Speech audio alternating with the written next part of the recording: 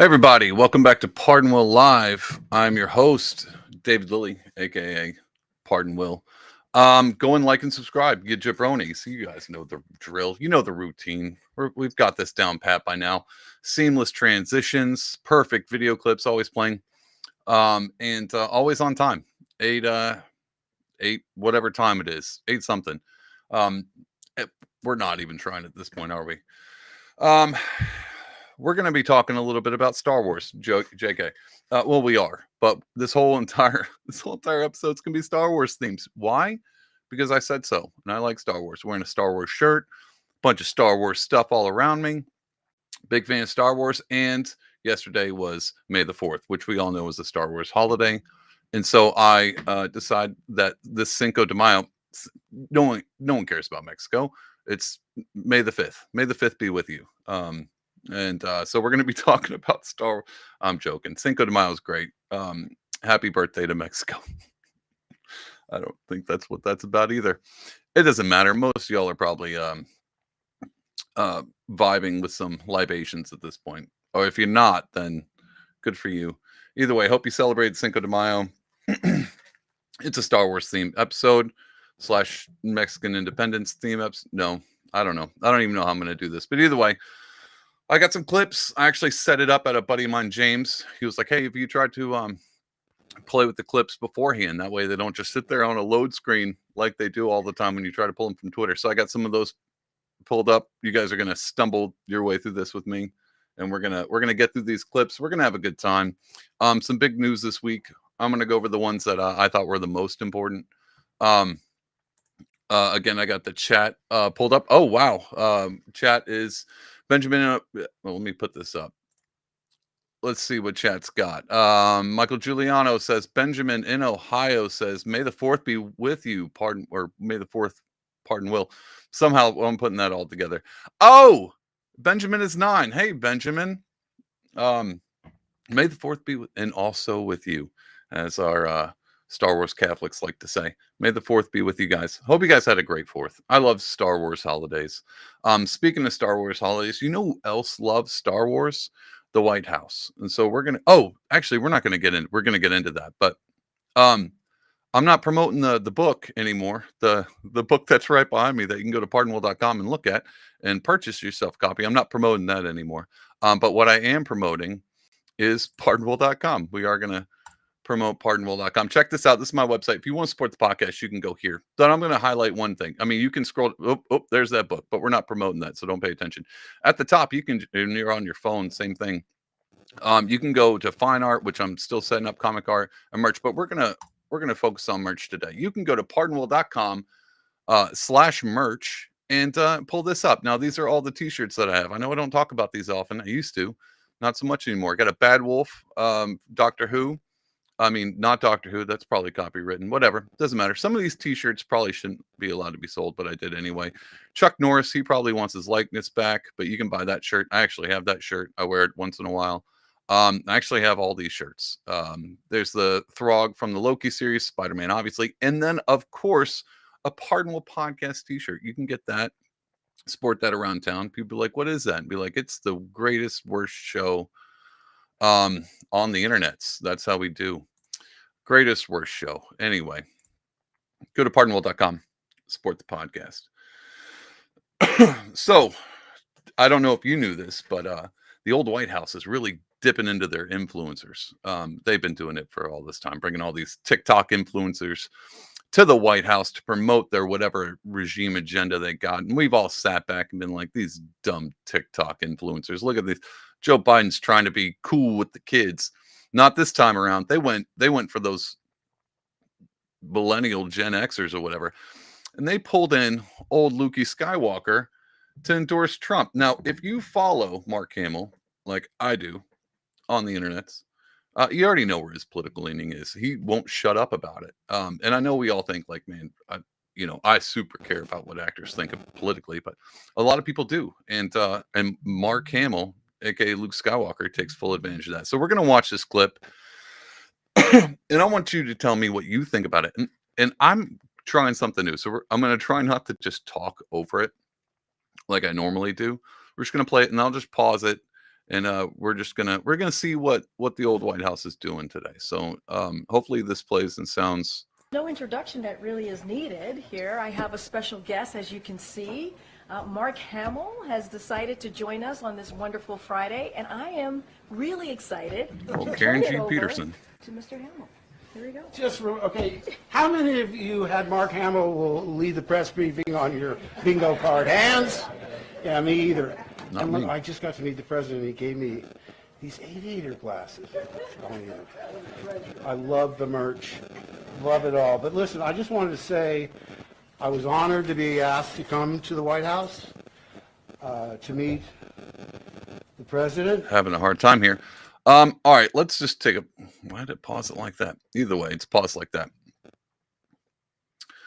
Bro, is Luke Skywalker sauced? I mean, maybe he's old. Maybe he's got a stutter. Is it just the water in the White House? Is everyone who just like, hey, can I get a glass of water? And all of a sudden they're spacey. But I'm gonna be honest. Like, I love Mark Hamill. I love Luke Skywalker. I love Star Wars, obviously. But I think he was a bit nervous and just hit the cantina early. And yeah, man, he's gotta be sauced. I don't know how else to explain this, but he's got the funny jokes. No, they're not funny either. But either way, let's continue to see.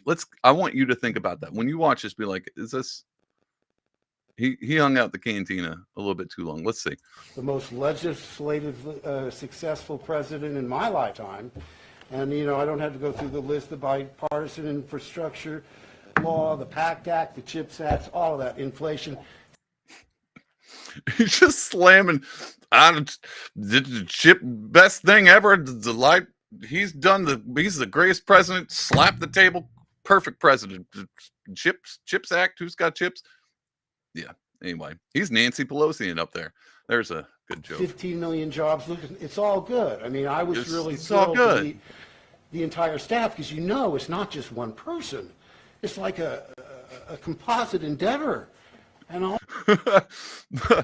Michael Giuliano says maybe there's some Hunter's Coke in the water. No, if Hunter's Coke was in the water, he'd be warp speeding. I used warp speed when in reference to Star Wars. Take my Star Wars card. He'd be light speeding all over the place. He'd be on that Corellian. Man, there's some Star Wars jokes. I'm just failing you guys tonight. Hopefully this coffee will kick in and I'll be able to pull it off. But yeah, old Lukey here, man, he's stumbling through it. Let's just finish it up real quick. My goodness, I have no idea. I had no idea just what went into what is on his plate on a daily basis. So anyway, let's pause it for a minute. Actually, let's just get rid of it. I would hate. Here's the thing: if I'm ever at the White House press briefing and I've had a few too many, could someone just stop me and be like, "Bro,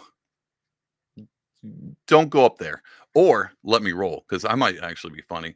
I'll put this up. Michael says he's outer sauce. That was the best joke. Man, I wish I could have just kept that comment silent and used it on my own. Good one, Michael. I forgot what I'm saying. Oh, he goes in and he's like, I didn't realize there's so many people involved. All right, so the big joke was online that Luke Skywalker is endorsing the Empire, which sounds hyperbole, yes, but to be honest, we're all thinking it. And I love how he's like, there's so many people involved in this Empire. Look at all these, laser operators and TIE fighter pilots, all this great stuff. This Empire is doing great, and it's hard to avoid. And I know most people, there's probably a ton of Star Wars fans out there that love Biden, and they're just soaking this up. Like, all my favorite Hollywood stars are for the same political party I am. How convenient, bro. Not. It's normal. And everyone else on the other side who's not a part of the Empire, that's like, quote unquote, the rebellion. It's a sad day, but it's not surprising. Quick review. What does Mark Hamill do for a living? He gets paid money to say the lines written for him. What's he doing now? You can tell me he's not getting paid to say the lines that are written for him? Anyway, this is what he does. And that's why all your favorite actors, look, I love Star Wars. and I love The Mandalorian. I think a lot of these actors who come out on left and when like let's bring up Gina Carano, the big elephant in the Star Wars Disney room. She got kicked because of a non-offensive tweet that just seemed outlandish. Um, and I don't remember any of her castmates coming up being like, "Yeah, this is a little awful." They all kept silent, like good people, because they get paid to say what's on the paper. And if you start coming off the paper and being like, "You know what? I don't know if we should be treating our fellow neighbors and ostracizing them because if I look here, back in the 40s, they'd up, you're fired. You only say what's on the paper. We wrote it, you say it, and don't step out of bounds." Um, that's what actors do. So when all your favorite actors are coming out just endorsing the party don't be sad.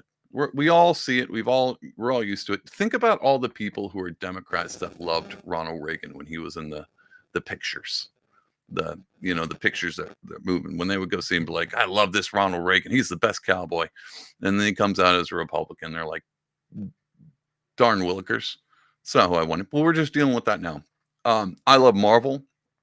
And the only one I think that might politically align somewhere close to me is Chris Pratt. And he's probably one of my favorite characters in the whole Marvel universe. But Mark Ruffalo, I'm pretty sure that guy hates me. He doesn't know me, but I'm sure if he did meet me, if he was watching right now, he might be watching. And Mark, if you're watching, don't hate me, bro.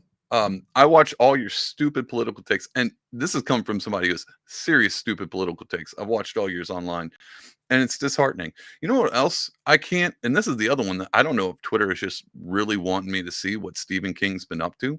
That guy won't shut up either, and he just writes books. I don't think he's getting paid. I think he literally drank the Kool-Aid. He's in the sauce too. He drank the Kool-Aid. And he probably hates my guts. And I like Stephen. I like old Stephen King. I like all these people. And I just want to let you know, if you're feeling ostracized from all your favorite actors because they follow a political party and a whole narrative, don't feel bad. They probably don't really believe it. They're just following suit like they should. Because when you criticize the Empire blows your planet up like Alderaan. And so all these actors know that if they go, "Hey, I don't know, maybe maybe this Trump guy might not be so." Oh, there's my resignation note that they're making me sign, or they plan something on your computer or whatever they want to do. It's all for show, guys. And so don't. They're all secretly probably thinking what you're thinking. Maybe Mark Ruffalo, the Hulk. He's like, "Man, that David Lily Pardonwell guy, he's got it spot on. But if I could just open my mouth, I would." That might not be true. Some of these people probably are dipping into it. Either way, Luke Skywalker comes out, dark side. We kind of knew. All right, so let's be honest. If we're talking about allegories of Star Wars characters and political things, Luke was never my favorite, except for Return of the Jedi Luke. That Luke was kind of killer. But early Luke, whiny, complains, "I don't get what I want." Dude, total Democrat. Totally makes sense. But the older he got, he's all like falling and it's like, "I'm a Jedi master," and he saves Han and all that stuff. But to be honest, dude, he complains the whole time. He's just a teenager. He's mad at his dad. Like I mean, that is a Democrat. Now, if you want to go hardcore, let's go hardcore Republican. We're gonna go neocon. We're probably gonna go neo. I would say Obi-Wan. Obi-Wan might be a hardcore neocon. He probably voted for Reagan. He's into the old ways. He's a traditionalist. And we saw the Obi-Wan series came out with McGregor, almost said McGregor, Ian. Oh my God, I'm tripping up on his words. Guys, I'm failing you guys tonight. I don't have any of the zingers. Maybe it'll come to me. It's only my second cup of coffee. It hasn't kicked in yet. But yeah, my favorite was always Han Solo. Matter of fact, it was so much my favorite when they, spoiler alert, if you haven't seen any of the stupid sequels, beyond sequels, when they killed him off, I was like, I think I might be done with Star Wars. Han Solo is my favorite. Guess what Han Solo political party is aligned with? Just pay attention. He's a smuggler, hates the Empire, not a fan of the rebellion either. And so he's kind of off on his own. He's like a libertarian or something. He just doesn't care about you. Just wants to be left alone. Doesn't like all these rules. Doesn't like who controls what. Thinks the rebellion and the Empire, they're all the same. They got a uniparty. So if Han Solo was your jam, you can line up with him politically. Now I don't know where Harrison Ford is on the political spectrum, because he's done a great job of just staying quiet. I think maybe he's been out there. I don't think I follow him around. You guys, let me know what Harrison Ford's been up to. I think he's just being a good actor. He's like, hey, I'm into acting. I'm not super political. Old Mark Hamill here, man. Dark side got to him, and he succumbed, which I think he does in the comics anyway. So he's just living up to his comic book character. Anyway, this is a long Star Wars rant. I'm so sorry. I'm so sorry. Do I have anything on? Anyway, oh yeah, we all know that the Biden regime is the empire. We can complain. The fact that the institutions are aligned, all the media is aligned. If you were a part of the rebellion, you Coca-Cola wouldn't be behind you, Bud Light wouldn't be behind you. If all these companies, if CNN was in a galaxy far, far away, I guarantee they'd be like, look at this Alderaan being blown up. I mean, look, think about all the terrorists on Alderaan. They would have been doing that all day long, you know it. And the empire, the emperor, I don't know, equate to him. Some kind of old, creepy guy in the background paying for everything. I don't know who comes to mind when I say that, but I'm sure somebody does in the political realm. Oh, I think that guy died. Didn't Soros die? I mean, not that guy. Yeah, that guy. And the emperor, he died too. But then they brought him back. Makes me wonder if we're already into cloning. Either way, life imitates art imitates life. We don't know which is up and down. We know we live in the empire, and we know Luke Skywalker has turned to the dark side. Moving on. In other news, I'm zipping right through these. In other news, one of the big things that came out politically. Oh, this is a whole political podcast. I don't know if you know this. And it's politics and Star Wars.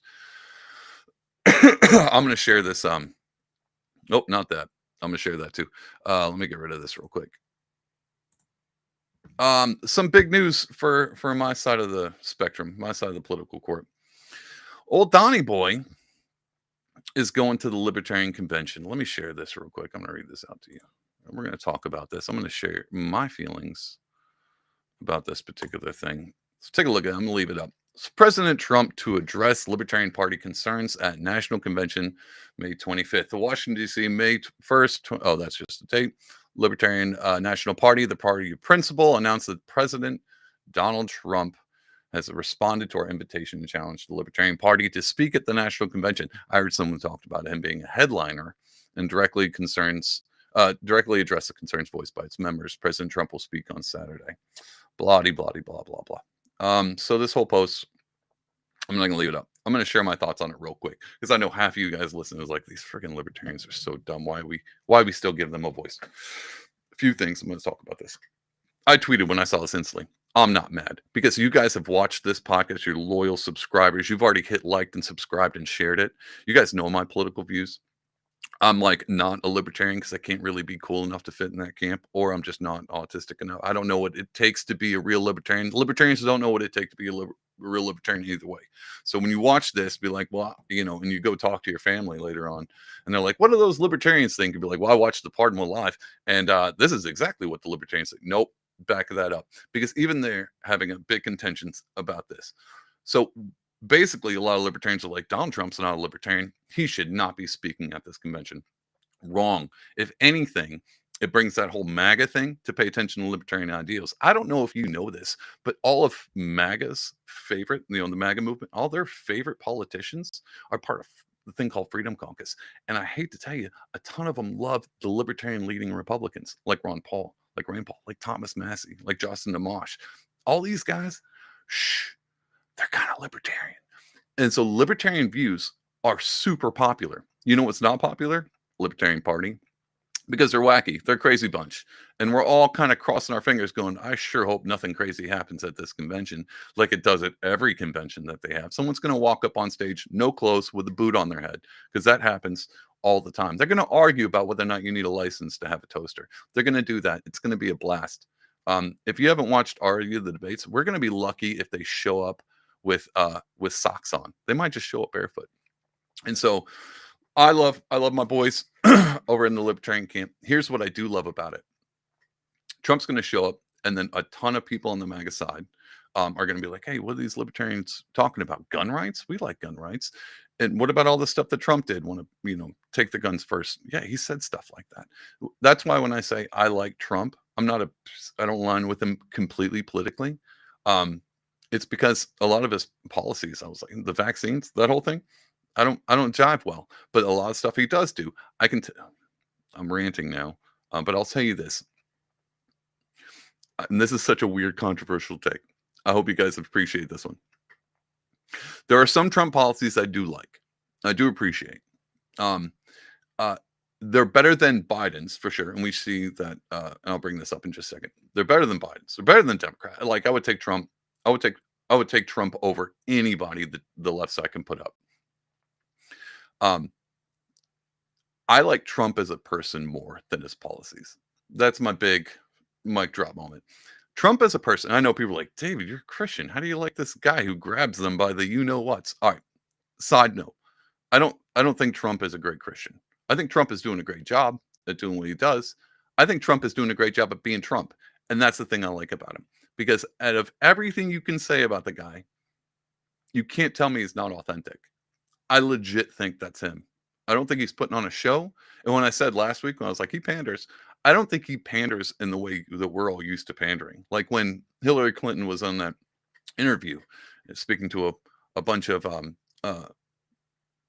I don't even remember what they were. Maybe it was a podcast. Either way, they were talking about her reaching, the African Americans, the black community, and she pulls out hot sauce. She's like, I carry hot sauce around in my purse, and the way she does a country accent when she's at a black church, stuff like that. Trump wouldn't do that. Trump doesn't do that.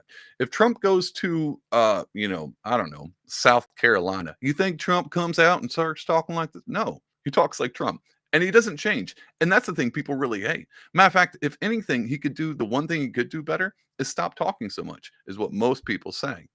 I disagree. I think the more he talks, the more we get to know him. And the more we get to know him, the more people like him. And that's kind of where I'm at now. Again, I'm not going to go on the big middle finger rant. I think he's a great middle finger to the uniparty deep state. You guys know that. I know it's a simplistic take. I get it. I'm a simpleton.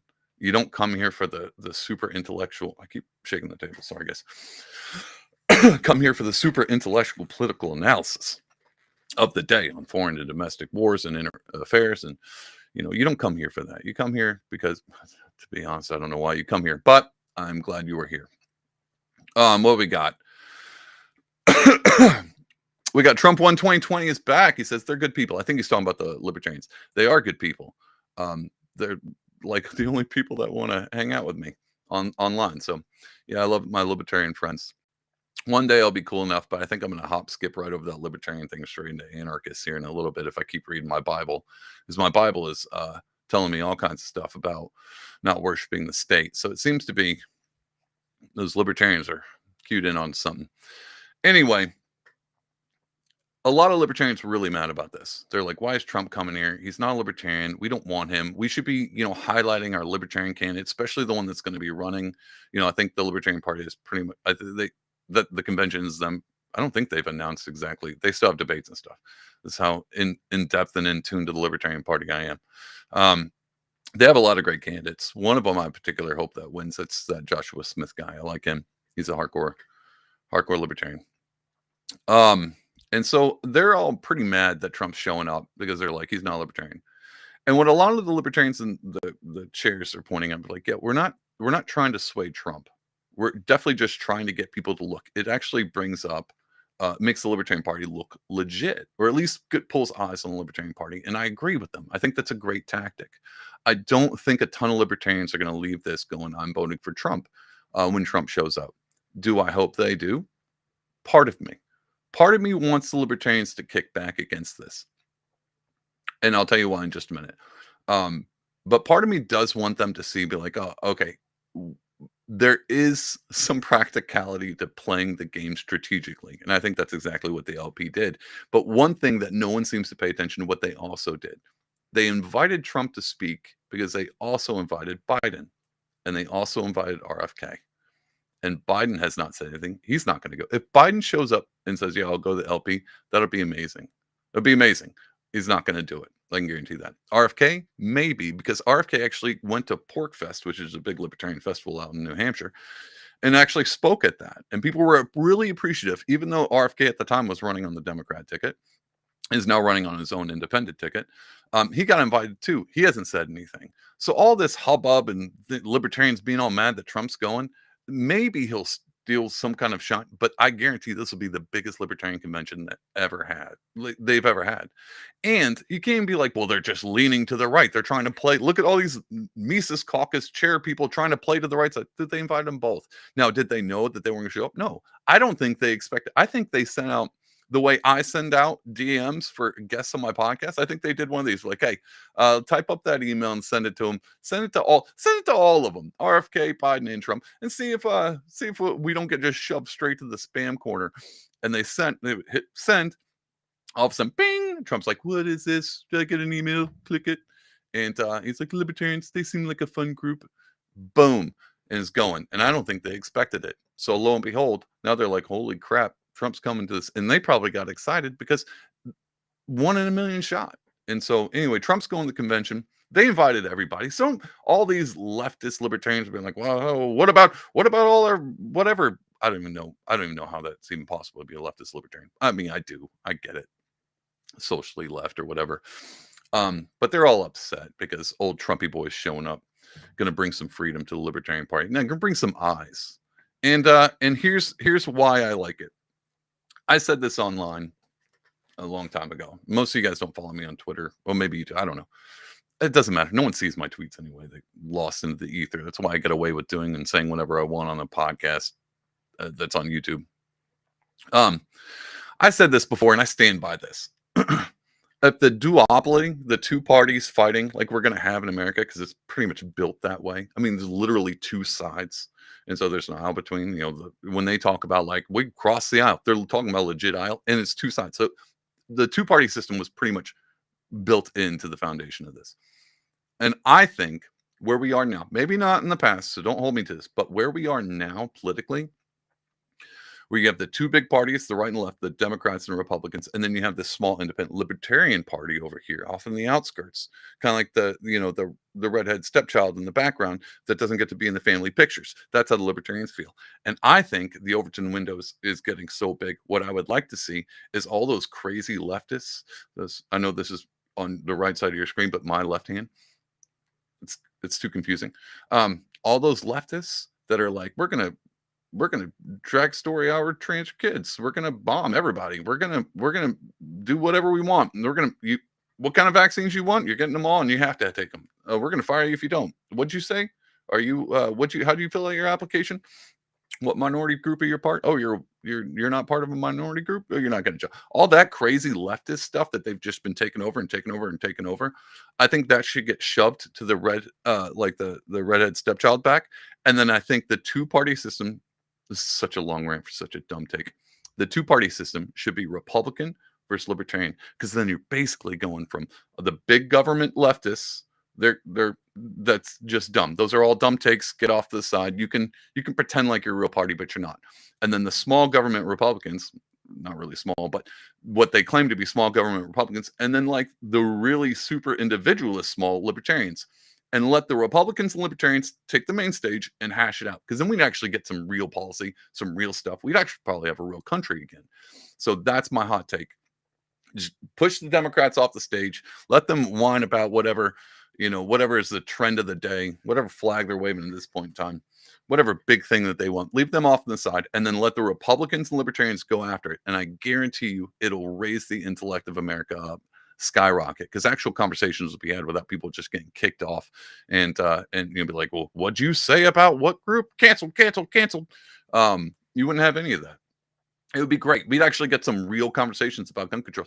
Here, guess what? We'd actually might get a presidential debate. Imagine that. We'd have Trump can hold his own in debate. Look at him. He's not tripping over bikes or falling down stairs. I mean, yeah, he sips his water a little weird, but he's not phasing out halfway through a speech. And we get a good libertarian. I don't pick the oldest libertarian you can. Just a geriatric versus geriatric. Still, we'd at least get a debate, and it might actually be a good one. I want to see a debate between Trump and Ron Paul. Let's see how that works out. That would be amazing. So tell me you don't want to live in that America. We just take the Democrats. Cool party. You guys are great. It's not starting more wars. You guys go off the side, kids' table. Put them at the kids' table so they don't blow up the Middle East. And then we just have a conversation with the Republicans, who probably still want to blow up the Middle East, and the Libertarians who are like, we should stop blowing up people, and then let them hash it out. That's what I think, and that's the America I want to live in, and that will be the Overton window shifting all the way back to the right side. That's another reason why people always talk about these libertarians stealing votes from Trump, which was another conversation that I think Trump is going to the LP, is I think he is worried that the libertarians might take some votes from him. And if he can pull some libertarians, I don't know, to be honest, I don't know any libertarian out there who might vote for Trump. But if there was any more of them that are similar to me, it would be a good move for him to show up. So this is number one, one of the best things Trump could ever do. And I think it's a good move on the Libertarian caucus, or the Libertarian Party. And I'm saying that specifically because I want more people to see the Libertarians and be like, oh, these people aren't that crazy. So there's a few wacky dudes, but every party's got some wackadoodles. Libertarian Party might have a few more, but they got some really smart people who want the best for the country. Just have different ways of going about it. So it would be like small government, limited to no government kind of thing going after it, and we would get back to some kind of form of a country on a great road. Anyway, that's that rant. We got another comment. We got Trump one. He says, what do you think about climate change? I think the climate changes, this is a good question. I'm not going to spend a lot of time on this because I'm not a scientist. Like that one person says, I can't say what a woman is because I'm not a biologist. I'm going to pull the same card. No, I'm not. Do I think climate change is real? Sure. Do I have proof that it is? No, just people told me. Do I have proof that it doesn't exist? No, I just saw some stuff online that said it doesn't. Has it affected my life? Sure has. Gas prices are super high because people want to shut down fracking and oil stuff. Do I like fracking? No, I like forests. And if it was my land, I wouldn't want you drilling into it unless I'm getting paid for it. I'd like to privatize a lot more of that. What I mean is the national forest. We should privatize that, cut that up, sell it off. Let all these Gen Xers or the Gen Z, whatever the new generation coming up under the millennials, under what I'm right there at the millennial thing. Let the millennials and the younger generations be able to buy some friggin' land. I tell you what, here's another good one. You know, the reparations is always in the conversation. And I heard this take and I was like, this is a great take. Number one, if foundational Black Americans, people who are, come from enslaved ancestry in America.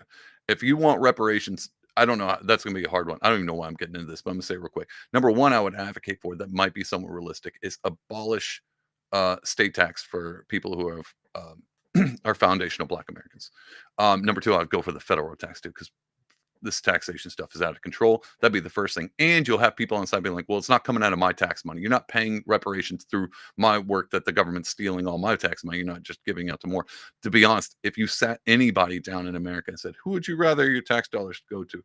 Reparations for people who were there for ancestry and slavery, or Ukraine and Israel?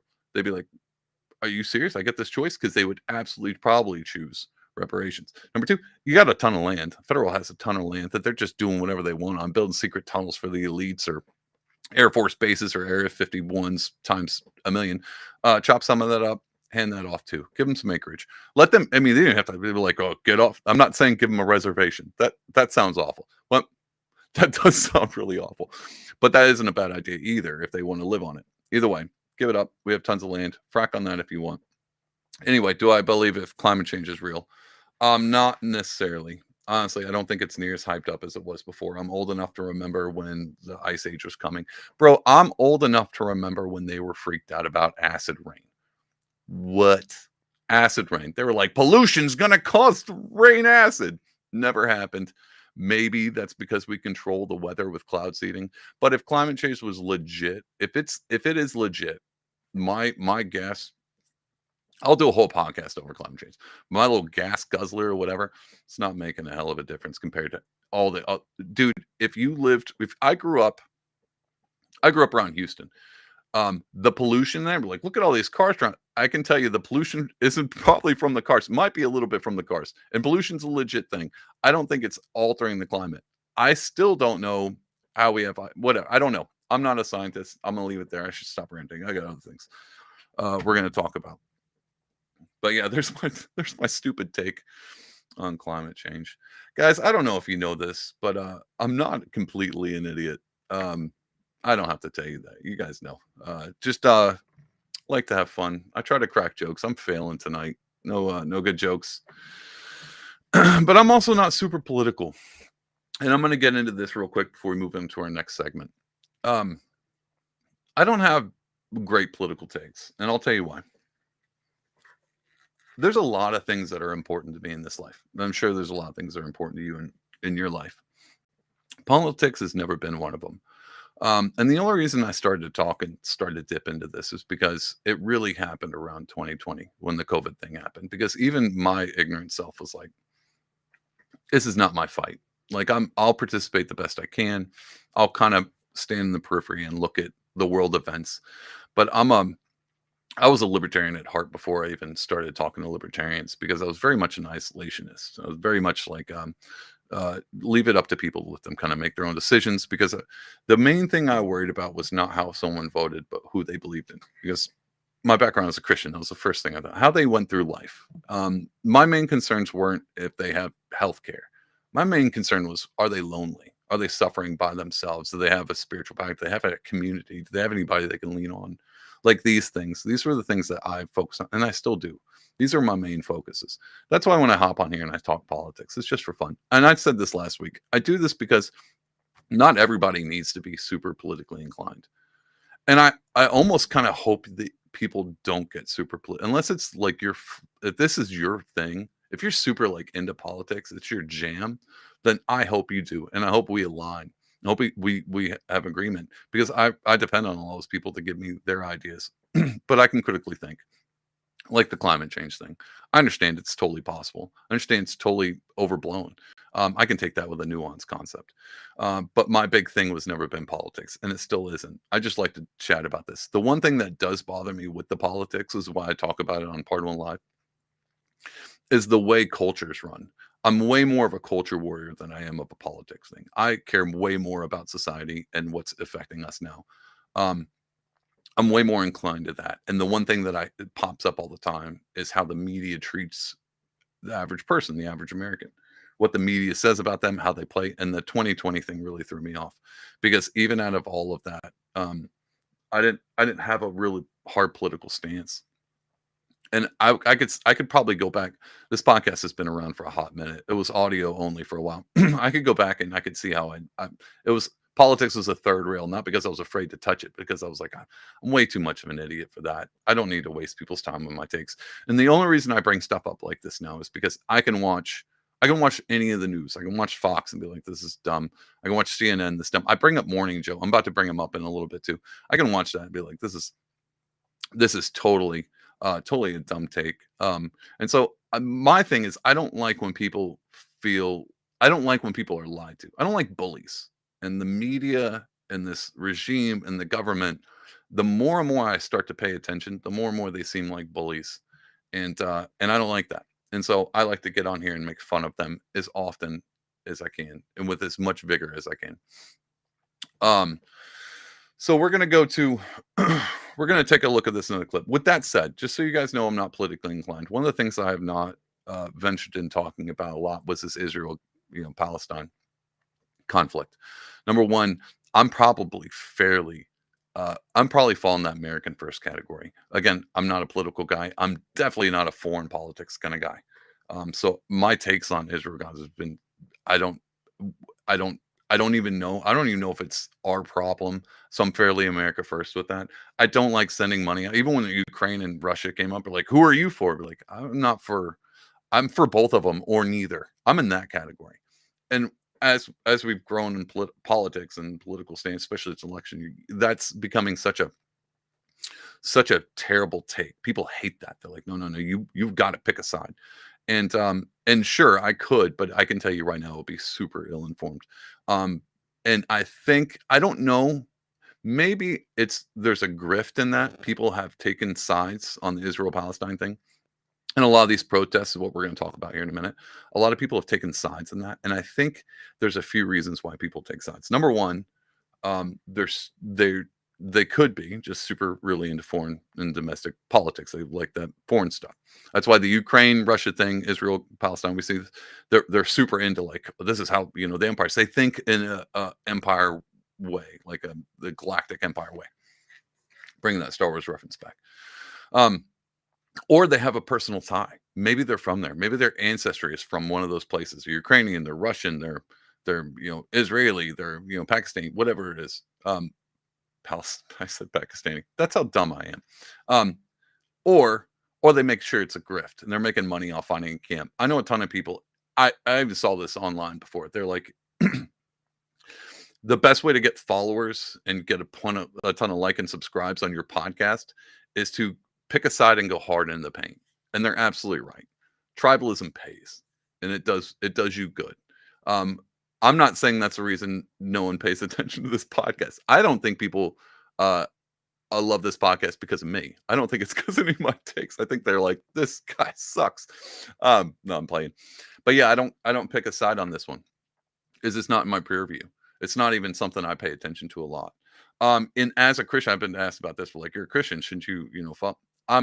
My Christian takes are not what your normal white evangelical Christian takes are. I don't fall into those camps very well. And so one of the things that I want to show is these protest things have been going on, because it's this whole, remember when I said, like, I'm not into politics and things are starting to pull me in? Well, now we are back in it. The empire this week, specifically this week, has struck again. And so we're going to watch this video. I'm going to pull this up. That's pretty much it. I'm open to questions. Let's get rid of this real quick. Source. Although no Star Wars questions, please. But I want to say once again how this shows that. Let's hop these protesters out. There's an encampment. There are super professional. We believe there also may be outside All right, so this is I don't remember where this was. I think this is UCLA. I skipped over the whole front part, and so the police showed up at UCLA. I think this is UCLA. Don't check me on that one. They showed up and started tearing down all these protesters, their whole encampment. You guys have heard about this. I mean, it's been all over the news. Of course, you know about this. You know about this more than I know about this. That's how much this has been all over the place. So they showed up and started tearing this down. And so we're going to watch this. It's a bit of a long clip. I think I might skip through more of it. And I'm just going to make some comments on this, because this is, do you guys remember 2020? You remember when there was riots? By golly, here's an election season. Tell me there's not more riot gear. We haven't seen riot gear since 2020. Do you think that's a coincidence? Do you think that? Let's talk about coincidences real quick. I have it freeze frame. I'm gonna play it here in a minute. I want you to pay attention to what's going on. And I know some of you guys have paid attention to, like, all these encampments, their tents are somewhat expensive, and they all kind of look the same. It's almost as if someone went and bought out a Costco of tents and showed up and delivered them. I didn't say that, you did. Pay attention to what's going on here, and we're going to watch. Oh, this is Morning Joe, by the way. Can't have a Pardonable Live without bringing up Morning Joe. Trusty Morning Joe. All right, let's go with it. Agitators, and I'll put that in quotes. But we'll monitor this and see how it unfolds. But they are apparently trying to break up the encampment, which I believe was negotiations for several. I don't know if you know this, but I'm a contractor. I know you think I'm a rich podcaster. I know you guys are like, this guy, he just podcasts and arts all day. Nope, I do. I build stuff, houses and things. Plywood ain't cheap, and no one's just buying it and stacking it up. Now, I will notice, if you watch this clip, which we're going to do, that police officer picks it up pretty easily and moves it. It's probably 3/8. They didn't go hardcore on the 3/4. They definitely didn't go buy the expensive. That's BC. It's not super expensive plywood, but it is pricey. And someone showed up. It still has a sticker on it from Home Depot. Someone showed up and bought a bunch of plywood and brought there. I don't know who's paying for this. Maybe all these kids, these students, have credit cards. They have mom and dad's credit card, and they're just charging it. But I don't even think half these kids can drive. And I don't know who has a truck, because they're not slapping that thing on a Prius. So that's weird. We're going to keep watching. Just pay attention, see what else you can see in this crowd. Days now, this is happening at campuses across the country. This one's a little bit larger, a little bit more like it looks like they're screwed together. Was someone in that crowd knows how to use a drill. So we will monitor this situation and come back to it as necessary. Johnny, what are your thoughts? As I'm watching, Johnny, what are your there's thoughts? two thoughts that come to my head. First of all, I'd like to know where their parents are. Hold on. Are they holding a lid to a? They're holding a lid to a storage container. That's cool. The one thing that this looks like an OSHA meeting. I swear to God, I've seen one of these on a job site Well, the general contractors and all the heads of the plumbing, the head of electrical, they're all walking around talking about the plans. You got the OSHA safety guys there, and they're all walking around with their hard hats. And all the tradesmen are sitting back, being like, "Look at these rich yuppies." That's exactly what this looks like. Looks like a looks like a Monday morning job meeting on a project. Who bought the hard hat? Number one, hard hats aren't cheap either, by the way, and they're all obviously they went through and bought those out of a Home Depot or they backlogged or something. Somebody's paying for all these. And we got some comments. I'm going to pop these in real quick. We got from Twitch. We got Paleo Garbage. That's awesome. Got to have orange hard hats to make sure everything's done by permit. That's perfectly true. Man, you got when you're on a job site. That's the one in the orange. That's the one you got to look out for, especially if you're doing something like not wearing your safety glasses. You got to watch out for those orange red hard hats. Those guys come around, they'll get you. That's their whole job, and you know politically where they line up too, because all they want to do is catch you doing something you shouldn't be doing. Are you over here microaggressing or cutting without safety glasses? Anyway, that was a good comment. We got Trump. Trump won. Hopefully there was police brutality. Dang, that's a hot take. I wish I would have had that one. That one's good. Let's see what else we got. We got a bunch of comments coming in. Let's see. Someone's gonna have to fill out a GSA for protest. I love you guys. You guys are great. Yeah. So I don't know who's paying for all the hard hats, the plywood. You could have went a cheaper route. You could have went with OSB. OSB is technically cheaper than normal BC plywood. Someone went with the expensive route. Again, was it mommy and daddy's credit card? Was it, Democrat donors? Probably. That's a fun one. Look into that if you want. It's a simple Google search or Alex Jones show away. Go take a look. We're going to continue this on. Listen to what they're going to say here in a minute, because I think this was pretty I'd like to intense. know who These parents are. I'd like to know who Wait, these hold on. Can we people back are. up first and ask who these people are? Because there are a lot of these people who That are are not not students. students, yes. They are not students. And by the way, Not students, huh? when people email me, I try to read as many emails as I can. And I swear to God. Wait. All right, we're going to stop here for a minute. That's Morning Joe. That's our buddy Joey Scarborough. You know I like to talk about Joey Scarborough. I'm always talking about him in the podcast. And he just said when people email me, when I read them as much as I can. Bro, I didn't know I could email Joe. Oh, man. I'm writing this down real quick. We'll get back to the clip. I got to find out what his email is. Dear Joe Scarborough, do you need a political pundit? I got a guy for you. If I could get on Morning Joe, guys, that'd be a blast. Anyway, let's continue. The theme of so many are, Joe, these are students. Joey. I believe the children are the future. Teach them well. And I'm like, and I write back and say, thank you so much for watching the show. You mean the world to me. These are not all students. This is organized. It's across the nation. And by the way, we all have students. We all know students. We have all talked to. All right. He's not wrong. I'll give it to Joey. And when Joey's right, I always point it out. And sometimes, to be honest, I go back to the actor thing we talked about with Luke and actors are paid.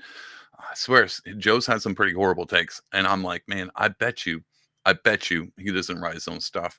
And he comes into office sweating bullets every morning. He's like, oh my God, what are these people going to have me say this day? And then he's got to read off some garbage thing for his morning segment. And he doesn't believe it all. Joe Scarborough is probably voting for Trump. Let's be honest. We know he is. He watches this stuff and he's all like, I don't know. This is organized. I wonder who organized it. Joey, Maga ain't organizing this one, dude. So keep paying attention. Dude, if we can get Joe Scarborough red pilled, oh man. I'm also going to pray for his salvation. I sure would like to see Joe Scarborough come to Christ. Anyway, let's continue on. Students that are these are not all students. They're not all students. They're outside educators. We'll find out. I also want to put this against the backdrop of the vote yesterday on anti-Semitism in Congress. Listen to this It was part. 328. Hold on. I'm going to back it up a hair. We'll bring this comment in real quick. The lawlessness of current administration Democrat regime created this. He's absolutely right. Trump won 2020 is absolutely right. He's probably right about his screen name too. Just giving you a heads up. Let's back this up. This guy, I don't know who he's talking. I want you to pay attention to this because this is super important. Backdrop of the vote yesterday on anti-Semitism in Congress, that it was 320 yeas and 91 people voted against a simple bill to protect against anti-Semitism. And what's interesting, that's about 1 in 4. The same numbers that Jonathan Greenblatt and ADL have come out and said that 1 in 4 Americans have anti-Semitic beliefs. So Congress is very representative of Americans. Record skip. All right, so we're gonna move, and I should have not spent so much time on the Luke Skywalker at the bingo in the White House, because this one's gonna take a conversation. So I'm gonna try to rush through this as possible. I apologize because I'm not gonna spend too much time on this. So this week, a bill came out, the Anti-Semitism Aware Act, and he just brought it up, and he says, in this bill, I haven't, full disclosure, I haven't read this, and I keep hearing arguments about what it says and what it doesn't say. But what I can understand for the most part is where it might lead to is that if you say something that can be deemed anti-Semitic, it can be a federal offense. I'm assuming something along those. Now you can check that out and you can have your own opinions on it. Don't listen to me. I don't know. I didn't read the bill. I can't give you a good take, but I will pull up a few of these things. But I'm going to pull up a few tweets that I saw that I think are fairly reputable. And I want you to think about this bill that just passed. But what he just said, and this is going to reflect it. It says the amount of votes, was 91 who voted against this Anti-Semitism Awareness Act and 300 and something voted for. And he says, in America, that divvies up, that's 1 in 4 of every American has anti-Semitic views. He just equated to everyone who voted against this anti-Semitism bill as being anti-Semitic, and all the people who voted for it being not anti-Semitic. Pay attention to what they're doing. This is why when I say the policies, the foreign things I don't care about, but the media, the way the media works, that's the thing that makes me most nervous, because I'm a cultural guy. I'm an artist. I care more about the way knowledge comes in through art and the way culture moves than I do policies, because I believe culture is upstream from politics, or how people talk about politics is downstream from culture, and I think culture is downstream from art. That's why I think this is big important. Media is in there. And media affects the way people look at politics. Media is up in that culture part. And you could actually say it's probably an art, because media and lying is an art form. So that's why I always talk about Morning Joe. That's why I always bring him up. What he just said, that if you were in Congress and you voted against this act that would make saying something that someone could deem as hate speech is against the law now. And 91 of our Congress people, including one I'm going to read here in a minute, voted against that because they think you can say something and be okay, because there's this thing called free speech in the First Amendment. I don't know if you guys know about that. They think that's a bit important. This bill just spat in that face, if I'm correct on what it is. And not only did he just do that, he said the votes reflect the American sentiment. He's saying that 1 in 4 people in America are anti-Semitic, and then equated to, if you don't like the act, that's you. If you don't like a quash on free speech, if you're like, no, this free speech, if you think free speech is a good thing, no, because a lot of people will, well, it's not free speech, David. He's talking about hate speech. Bro, define me hate speech and tell me it's an actual thing. Because I don't know how you define hate, number one, and I don't know how you would define hate speech in a reasonable sense. If someone says something to me out of hate, but they speak another language, and I don't get it, does that count? What if they're saying something super nice but sarcastically, like I do when I say, I think Joe Scarborough is a smart person? Is that considered hate speech? Because I obviously don't. And so what do we do then? So I don't know about this, but hate speech, this whole hate speech thing, if you can define it and then explain it to me, then maybe I'll have a good take on it. But for right now, I don't think hate speech is a legit concern. I don't. I'm pretty much a free speech absolutist, and I'm not anti-Semitic. I could have did a whole podcast about how my views on this are so out of date because I come from Southeast Texas. I didn't even understand. I still, to be honest, don't tell the internet this. I don't understand why people might be. I don't get it. I don't get that the Jew hate. It doesn't make any sense to me. Again, I didn't really grow up in a giant culture where you had Jews here and Muslims here and Koreans here and this, like New York City. I didn't grow up around that, so I don't understand this. I think there was a small Jewish population in my little town, and they were just people to us. And so I don't. That sounds like, well, David's just colorblind. No, I'm just being truthful. No idea where the Jew hate comes from. Don't get it. But what I do understand, and we're about to read it. Let's pull this. Actually, let's go and get rid of this. I'm going to pull this up. We're going to read what Thomas Massey, a guy in Congress, right? It's Congress, isn't it? Let's see what he's got to say about this. He's one of the people that voted no against it. So he is equated to being an anti-Semite. Let's see what he says. This evening, I will vote against this ridiculous hate speech bill that is called the Anti-Semitism Awareness Act. Anti-Semitism is wrong. I agree. But this legislation is written without regard for the Constitution, common sense, and even a common understanding of the meaning of the words. The gospel itself, the gospel of Christ itself would meet the definition of anti-Semitism under the terms of this bill.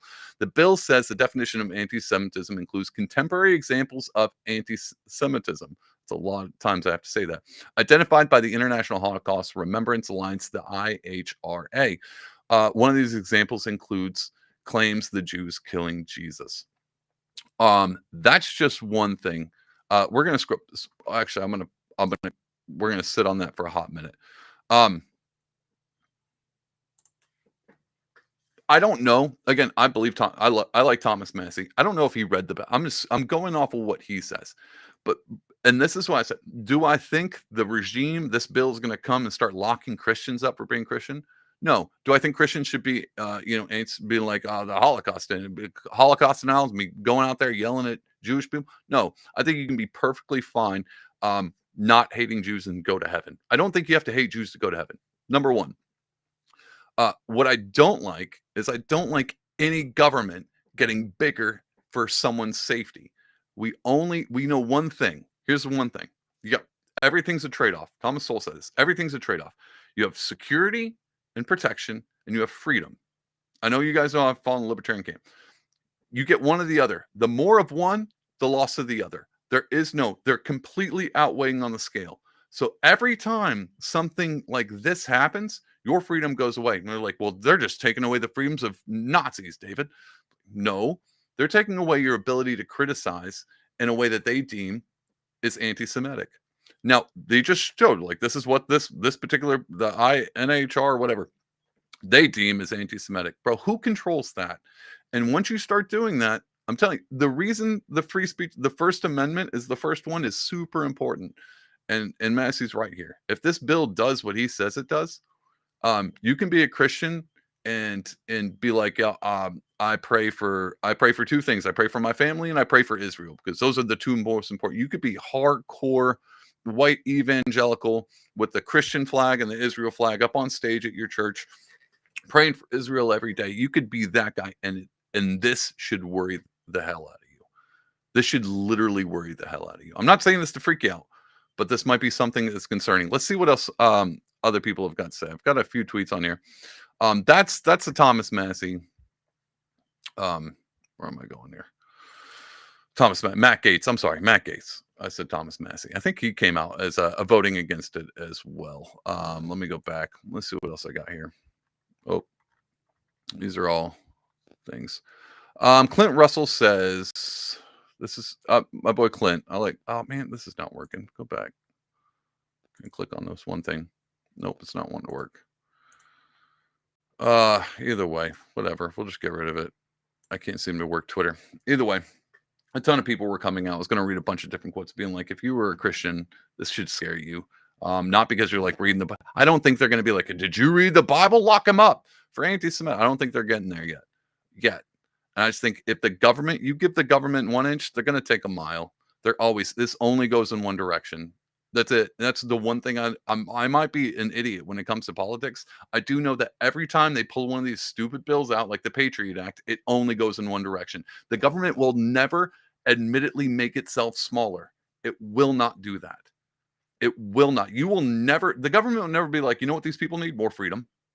Hot diggity dog. We should give our nation more freedom. You know why? Because they get paid to have much they control. The more they control, the more they benefit, and you don't. That's why I go back to this argument between, do we need Democrats or Republicans? No, just push the Democrats. You can sit at the kids' table. It's time for the adults to talk. Now we need to go about authoritarianism and non-authoritarianism. We need libertarians or Republicans to hash this out in a public sphere where everyone can see. And that's the big thing. And so you can be all you want. Be like, I stand with Israel. I'm happy that you stand with Israel. I don't care at this point. If this thing says that I can't, if I have any criticism, if I'm doing what I'm doing right now might be illegal, then that might be an issue. And I'm not even technically criticizing Israel. I'm criticizing the bill. But that would just be the next step. And so you can, love Israel all you want, do whatever you want, stick whatever political line you want. This will affect you just like the Patriot Act does. And everyone's like, no, it's for our safety. You still have to take your shoes off to get on an airplane. And like, well, that's a dumb comparison. It might be, but I don't know what comes next because I'm telling you, it only goes in one direction. So that's my take on this. This is terrifying. This thing is terrifying. If it is what it is. Now, again, I didn't read it. Also an idiot. But don't be surprised when the next time you tweet something like Christ is King and you get deleted off an app. Because Elon's all for free speech, except for when it's against the law. And we are right on a precipice of you saying Jesus Christ is Lord being against the law. And I'm not being hyperbolic. I'm being serious. It's crazy. It's crazy out here. So that's where I stand with that. That's where I'm at in the political thing. If you want to be dumb and hate speech and tell people you hate them, sure. I don't think making hate against the law even works. This is basically a war on hate speech, right? This is what we saw the war on drugs went really well, right? The war on drugs, are we winning that one yet? Have we won the war on drugs? This is the war on hate speech. You think we're going to win this? Do you think when you tell all the dumb people saying stupid, racist, anti-Semitic things online that they can't say it anymore, all those thoughts that they had, those feelings that they had, all of a sudden subside and they're like, oh my God, I can't say dumb stuff on Twitter. I'm reborn. Look at me. I love everybody. No, bro, it gets worse. I understand the idea and the efforts of the law. I get it. And I know this only came out because the college. All right. Conspiracy time. Not that this whole thing has not been a conspiracy. Like we just watched the video where they're like, this seems funded. Something's funding it here, right? We don't know who. We have some suspicions, but something's funding it. And this just popped up like 2 weeks ago? And then already there's a bill that's to combat what's going on. Because I think that bill talks specifically about the colleges. They're like, well, these kids, and I don't think it goes that far. It's like, well, if the kids are saying anti-Semitic things, they should be ousted from college. Maybe that's it. Maybe that's all the bill does. But it comes out right as these protests are coming out. So if the protests are funded by somebody, let's just presume it. What if it's the government? What if the government likes this? And then the government's like, hey, you know that problem you guys are having on the campuses that we may or may not created? We can solve it. You know how we solve it? Here's a nice little pretty bill that seems super nice. Like, we love puppies. It's a we love puppies bill. The only problem is we love your puppies so much, like the ATF, we're going to come kill them. It's PETA all over again. We love your puppy more than you do. We'll treat it better than you can. We'll come kill your puppy. It's so if they orchestrated this, why wouldn't they come? Whoa, look at this nice little bill. We'll solve this problem on your campuses for you. It's two hands from the same person. That's what I'm trying to say. Conspiracy time. Conspiracy. That's what it is. Well, that sure is what it seems like, even if it's conspiracy or not. I do love the fact that every time something crazy happens, they got to bring some new legislation. I don't know if you guys were around for 2020, but do you remember when mail-in voting wasn't a giant thing, but all of a sudden it showed up? Now, I don't put the tinfoil hat on for me yet, but what if that was just seizing an opportunity? Maybe the pandemic wasn't created. I'm going to go with the logical nuance sense. No. Don't be a conspiracy theorist. The government definitely didn't lab grow a disease. Someone did. Oh, are we allowed to say that one yet? I'm not sure.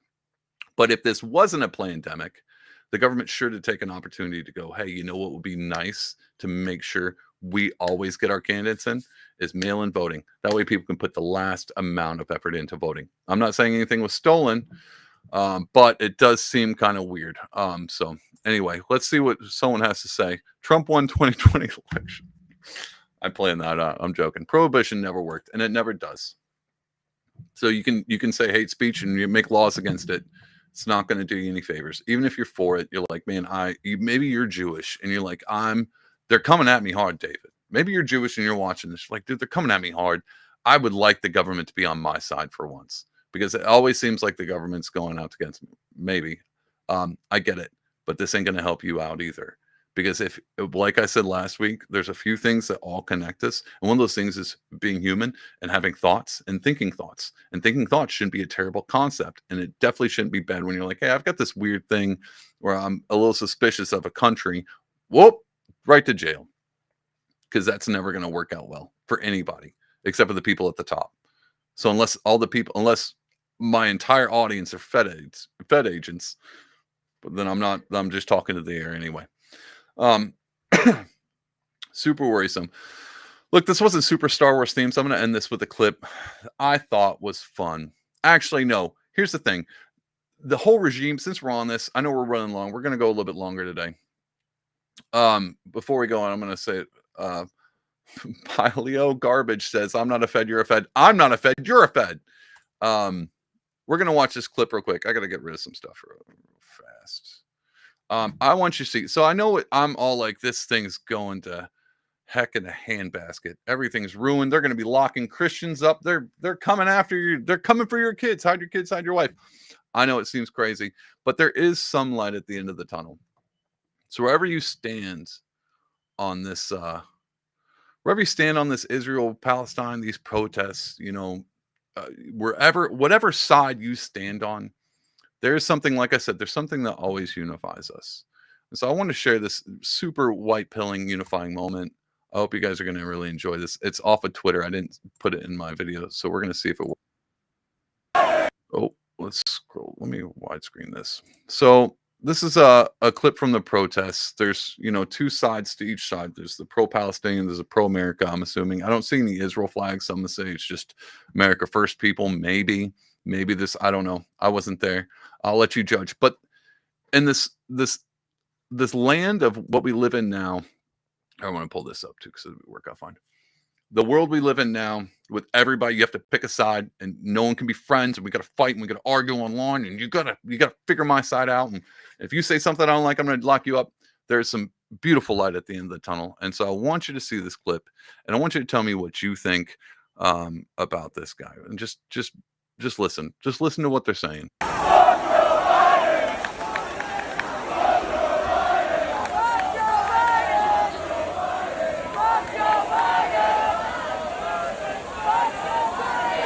There it is. There you have it, people. If there's one thing that we can all unite on, it's F Joe Biden, apparently. That's two sides of the protest. And they're like, no, you need to get off the college. And they're like, no, we need a ceasefire now. And everyone's like, shush. What can we come together with? How do you feel about Biden? Screw that guy. Hey, us too. Why don't we just all start chanting that? Let's go, Brandon, everybody. And so I thought that was super fun. When you show that, I don't know. Trump won 2020 says, where was that? I don't know. I just found that clip. Let me look. I'll hold on a second. Let me see. This was a clip posted by Benny Johnson. Let's see what he says. He just says a chant that will unite America. Here, sir.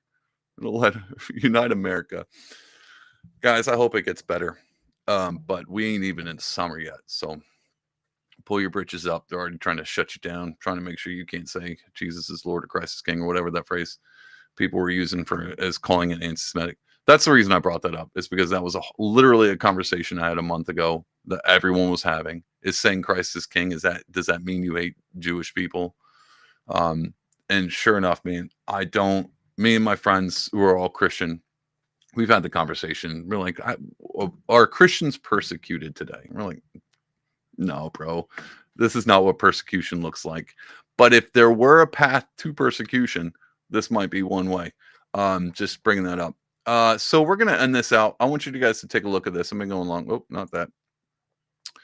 I'm going to bring this back up real quick. Let's do this.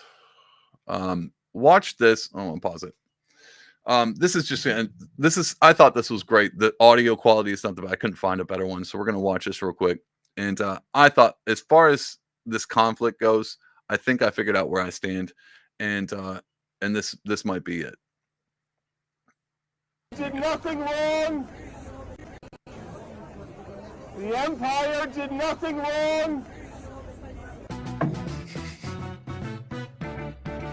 If Tarkin blew up Alderaan, the liberal media is not going to tell you that. The Rebel Alliance kidnaps children and they indoctrinate them to talk about Star Wars. Wait. So this guy's at Columbia. He's legit at the protest, and he's vying for the Empire. Basically, it's Star Wars. That's why I thought this was a great theme. He's basically doing what old Mark Hamill's doing, but he's not playing around with it. He just goes on. I thought this was great. I just want you guys to watch it because it gets better all the way to the end. Is there a Star Wars area? Wait, there's a special area to talk about Star Wars. The Mandalorian uses Baby Yoda as a human shield. How are they doing? Dude, they're so pissed.